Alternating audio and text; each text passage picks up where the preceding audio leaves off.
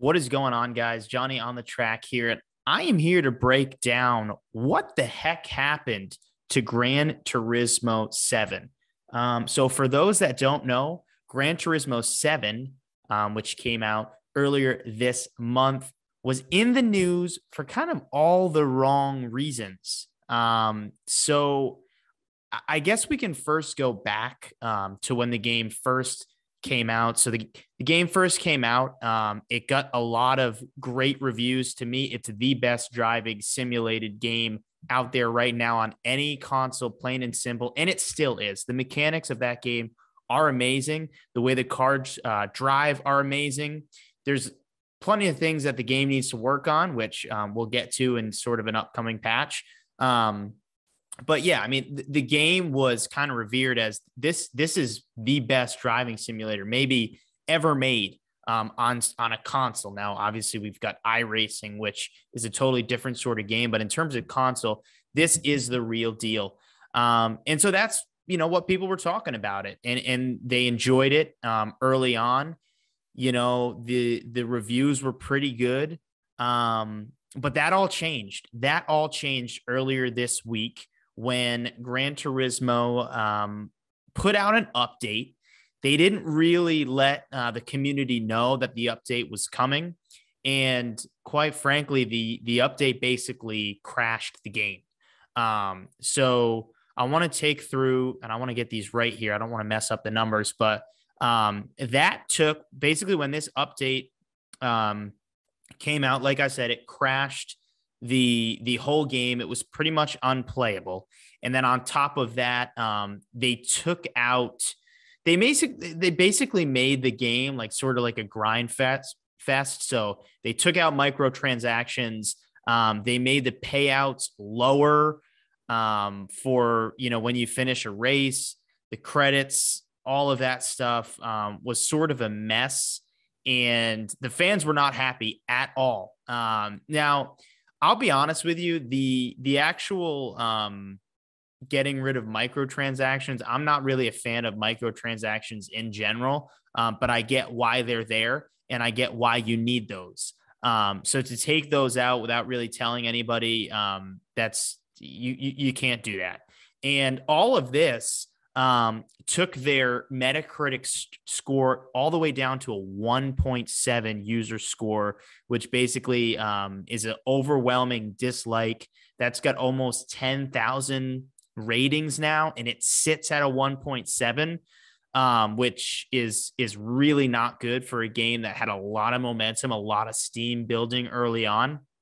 If you look at the critic review, it sits still at an 87 from 110 critics, which is really good. And that's really what like the user score early on was kind of matching that. Like, this is a really, really high end good game. There's plenty that need to be fixed. Even when the game came out, there was issues with story and progression that some players were having, including myself. But they quickly fixed that. They addressed it. They were really good at outlining in their patch notes exactly what they did. But again, like this one, the communication was just not there. And it really had a negative impact. This game was basically unplayable for almost 2 whole days. However, Gran Turismo now has came out and gifted, I believe, is it 10? I want to say it's 10 million free 1 million. So they have now came out and basically gifted 1 million free credits to all their users.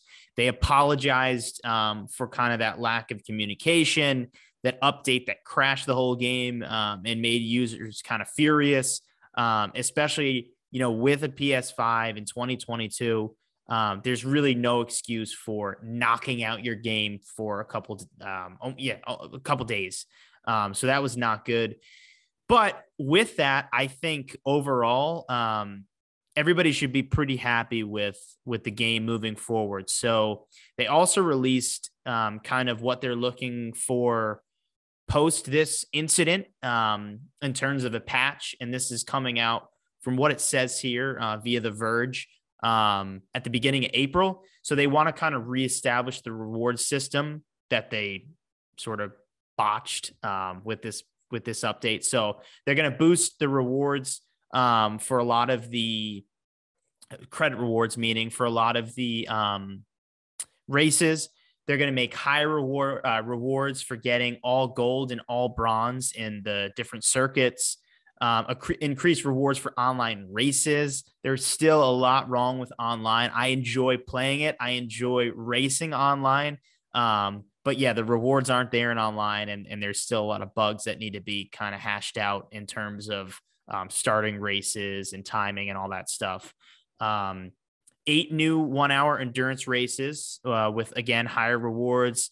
Higher reward on how many non-paid credits users could have. This is being raised from 20 million all the way up to 100 million. So that's really good. And then, which I thought was a big issue, and I'm glad they're fixing this, more used and legend cars being sold at one time. Usually, like 3 to 5 legend cars being sold, and probably around like 20 to 25 used cars. And most of the time, even in the used cars catalog, most of them are out of stock or whatnot. So this is good. This is really, really good. I think the game needed something like this to address. I don't know where, in terms of like the Metacritic ratings and the user ratings, I don't know where this game goes from here because the ratings have still not changed. And that is a very bad look for a game like this. But I think with the updates on the horizon like that, I think that's great. It shows that they're trying to make change and make change quickly. One of the biggest kind of issues I have with NASCAR Ignition is they do not communicate well at all. Even after they botch something, they don't really address it until, a couple months later. And they're not addressing what fans and people want. So this is great by Gran Turismo. They made an error in terms of they did something that clearly the community didn't want and the community was not happy about. So they completely reversed, did a complete 180, and now even taking the credits to the next step. So in terms of this game, being a grind fest, I don't really think that was a bad thing. If this game should be a game that you want to play for a while. So in terms of that aspect, I sort of understand what they were trying to do with this. But I think just the way it was handled and the fact that it basically wiped out the whole game, that's what, pissed a lot of people off, and rightfully so. But again, I think the creators of this game have good intentions with a lot of the things they're doing. NASCAR Ignition, and I know, not really the same game at all whatsoever, but just being a NASCAR fan and talking a lot about that game on this channel, they don't, they're doing the total opposite, basically is the easiest way I can say that. So that's kind of an overview of everything that's happened and kind of a look to the future. I hope that the ratings change. I hope this game goes back to where it should be, because again, I think that this is the best driving game right now on console. And I think this is a game that people want to play for a while.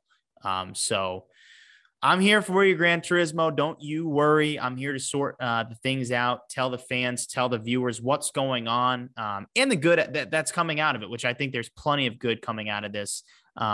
So thanks for watching, guys. Make sure you like, comment, and subscribe for more of my content.